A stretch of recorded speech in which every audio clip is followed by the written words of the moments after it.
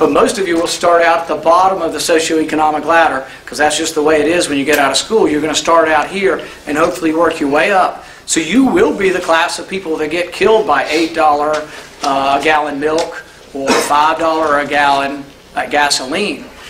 But instead of just getting mad at the man or getting mad at whoever, you have to understand why your prices will rise. Your prices will rise because your government is too big, spends money you don't have, runs up a debt, and they pay for the debt through creation of new money. Here is Rand Paul being stalked by a Trey Grayson plant. How's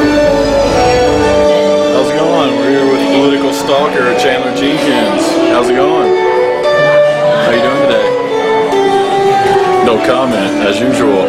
This is Chandler Jenkins. He's employed by, we think, the Grayson campaign, because we've seen his car sitting in Alexander, Kentucky. Long drive for you today, huh? Pretty long drive?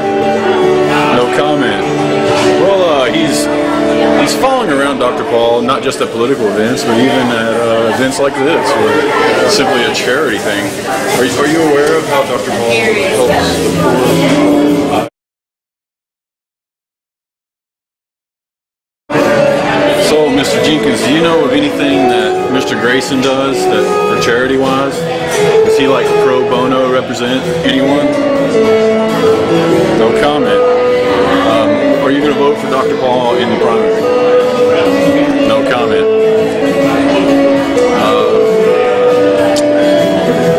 Any small talk? Anything? Any comment? No comment. This is what the opposition does, guys out there on the internet. They waste their money to come film Dr. Paul at the lines. Like to get something to eat with us? No comment. Pancake? Leave it a little bit here.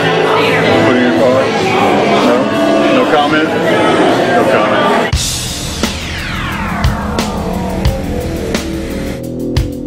A Monday warrior, mean strike. Today's Tom Sawyer, mean pride.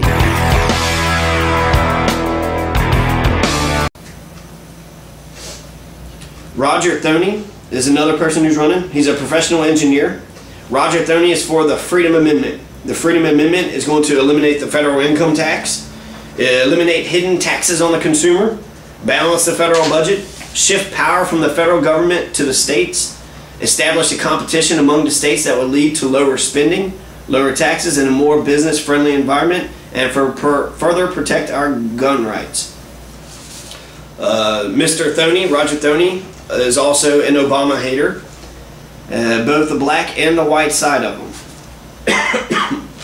Brian Oerther, he's a teacher and an anti-tax activist. He is for, Oerther is for energy independence. He wants to drill here and now for oil and natural gas. He believes in clean coal and nuclear power. Tax reform, he wants to simplify the tax code. He believes a flat tax and reduction of the corporate tax rate is ideal. Education reform, he thinks that we should invest in vocational schools and develop a voucher program. He wants to secure our borders, better develop a work visa program. He's in favor of health care reform, not for universal health care, but he wants health care savings accounts, tort reform, or catastrophic coverage plans. But besides that, he thinks the federal government should be minimal.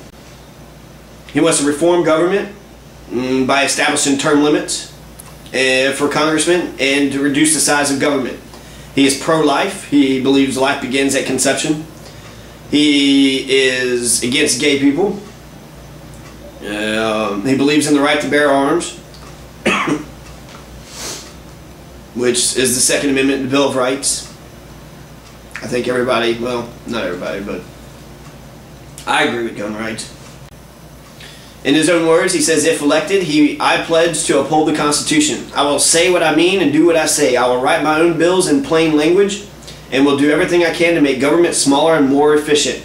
We the people have an opportunity to elect an average citizen to represent the Commonwealth of Kentucky, and I believe it's time to take our country back. Ronald Reagan, a lot of people want to talk about Ronald Reagan, how he is a legend, but reading through the history books, he's bombed El Salvador, he bombed Nicaragua, he bombed Nicaragua, El Salvador, and Guatemala. Ronald Reagan is responsible for killing Romero, the priest in Latin America who was such a beacon of hope for many of the distressed and poor people in that area. And I will run for some office. I'll declare my candidacy by 2010. I will run for some office. I'm not sure which one yet, but it will be something. I know that when you run for office is the best way to hold a candidate accountable.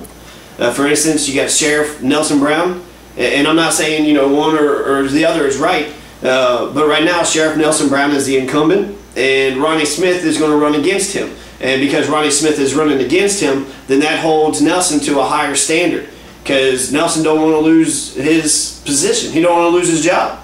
And because of that, whatever issues that Ronnie brings up in the campaign, and hopefully they're issues that many people are concerned about and care about, Nelson will have to answer, and they'll have to debate. And it also, when a person runs against an incumbent, it offers a contrast. You can see the difference between how one person is and how the other person is. And these are good things. This is good for democracy. Democracy is a good thing. For a healthy democracy, we want all the ideas, in the great pool of ideas, the best ideas succeed. And not to mention, in this country, in this state, we have a 95% incumbency rate. 95%. Meaning if you already are in office, you're probably going to be in office the next time with a 95% chance that you will retain your position. That's a little bit ridiculous. Even Soviet Union Politburo, they couldn't brag about those type of numbers. That's almost, we're totalitarian by choice. We're choosing our dictators. And we keep choosing them over and over again. It's because it's the name we recognize. Well, do something different. Vote for another person that's not in office. That's just my challenge. Actually, I think you should vote for people who you believe in. If you believe in what they say, vote for them. Don't just vote for lesser of the two evils. Vote for people you believe in. So you want to know why you should vote for me? Well, I mean, it's not like I couldn't do any worse.